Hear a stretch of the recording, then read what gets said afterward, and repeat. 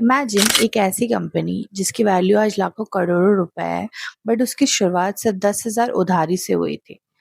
ना कोई rich family, ना कोई पावरफुल कनेक्शन, ना कोई फॉरेन इन्वेस्टर।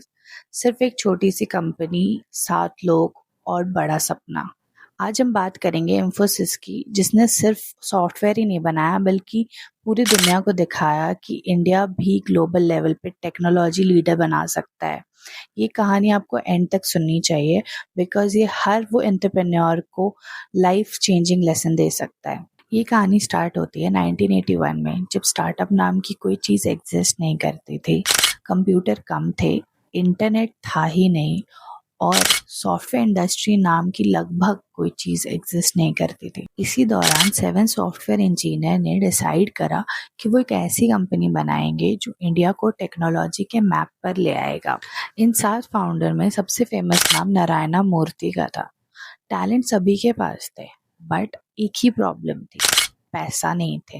कंपनी स्टार्ट करने के लिए भी उनके पास पैसे नहीं थे। तभी नारायणा मूर्ति की वाइफ सुधा मूर्ति ने उन्हें 10,000 रुपए दिए उधारी में। ये 10,000 उन्होंने अपने फ्यूचर के लिए बचा के रखा था, बट सुधा मूर्ति ने अपने हस्बैंड के सपने पे भरोसा किया और यही 10,000 इंफोसिस की सबसे पहली इन्वेस्टमेंट बन गई। कभी कभी इंसान का ट्रस्ट ही उसकी सबसे बड़ी फंडिंग होता है। शुरुआती दिन बहुत मुश्किल थे, क्लाइंट मिलते नहीं थे, कंप्यूटर बहुत महंगा था, फॉरेन इन्वेस्टर्स से बात करना इजी नहीं था, और कभी कभी फ़ोन कनेक्शंस के लिए महीनों महीनों तक वेट करना पड़ता था। कभी कभी फाउंडर्स को भी सैलरी नहीं मिला करती थी, बट किसी ने भी अपनी कंपनी नहीं छोड़ी। सबको अपने अपने मिशन पे भरोसा था। धीरे धीरे इन्फोसिस को इंटरनेशनल क्लाइंट्स मिलने लगे। इन्फोसिस का सिर्फ एक सिंपल रूल था, quality first, customer first, honesty first. इसी वजह से फॉरेन कंपनी ने इन्फोसिस पे ट्रस्ट किया, और जैसे जैसे प्रोजेक्ट मिलती रही कंपनी ग्रो करती गई। 1990 में इंडिया में इकोनॉमिक रिफॉर्म आया, आईटी इंडस्ट्री ग्रो करने लगी। इन्फोसिस ने यही अपॉर्चुनिटी पहचाना, ग्लोबली ऑफिसेस खोले, हाई टैलेंटेड इंजीनियर हायर किए, और सॉफ्टवेयर सर्विस में वर्ल्ड क्लास रेपुटेशन बनाया। कुछ ही सालों में इंफोसिस टॉप आईटी कंपनी में शामिल हो गई। इंफोसिस सिर्फ सॉफ्टवेयर के लिए नहीं जाने गए, वो अपनी ऑनेस्टी और ट्रांसपेरेंसी के लिए भी जाने गए। एम्प्लॉयर्स को रिस्पेक्ट दिया, कॉर्पोरेट गवर्नेंस पे फोकस किया गया। इसी वजह से कस्टमर और इन्वेस्टर्स का ट्रस्ट बढ़ा। आज इसीलिए इंफोसिस सबसे रिस्पेक्टफुल कंपनी में से एक आती है। आज कंपनी के लाखों एम्प्लॉयज है। कंपनी 50 से ज़्यादा कंट्रीज में काम करती है।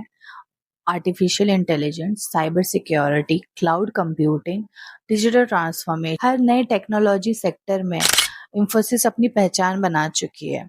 और ये सब सिर्फ शुरू हुआ था 10,000 रुपए से। आज इंफोसिस हमें ये लेसन देती है कि आपको एक कंपनी खड़ा करने के लिए लाखों करोड़ रुपए नहीं चाहिए, बस एक स्ट्रॉन्ग विजन होना चाहिए, हार्ड वर्किंग होना चाहिए, साथ ही साथ आपके पास बुरे वक्त पे आपका साथ देने वाले होने चाहिए। अगर आज इंफोसिस आईटी कंपनी के टॉप लिस्ट में आती है, तो उसकी फाउंडेशन सिर्फ और सिर्फ पैसे पर नहीं टिकी है, ट्रस्ट, ऑनेस्टी और पेशेंस पर टिकी है। अगर आपको भी ऐसी इंस्पायरिंग बिजनेस स्टोरीज पसंद आती है, तो कॉर्पोरेट इंडिया टीवी को सब्सक्राइब जरूर करें, और फिर मिलते हैं अगली एक $1 बिलियन स्टोरी के साथ।